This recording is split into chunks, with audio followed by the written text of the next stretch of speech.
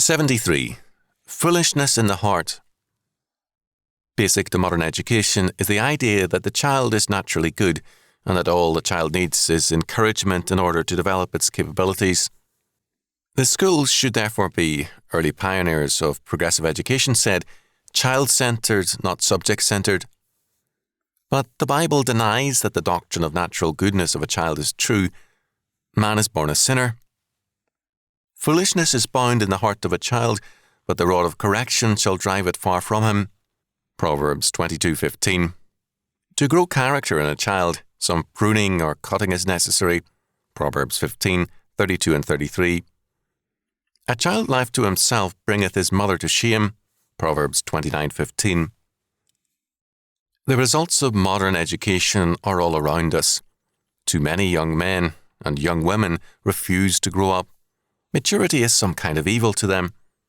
The popular college war cry is, never trust anyone over 30. Why? The reason is that people over 30 have usually settled down to a world of work and discipline, to responsibilities and to family life. Hard-working, disciplined adults who are anything but childish are the image of everything evil to those who have been taught that the child is naturally good. If childhood is the great good, then naturally maturity is the great evil. The logical thing is to declare war on parents. And warfare is exactly what we're getting. Moreover, it is total war against the entire world of Christian faith, patriotism, the family, law and order, and everything else which godly parents seek to pass on to their children.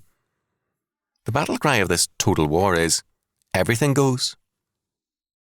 In France, during the 1968 student revolution, one student wrote on the auditorium wall over a no smoking sign, "It is forbidden to forbid." Why?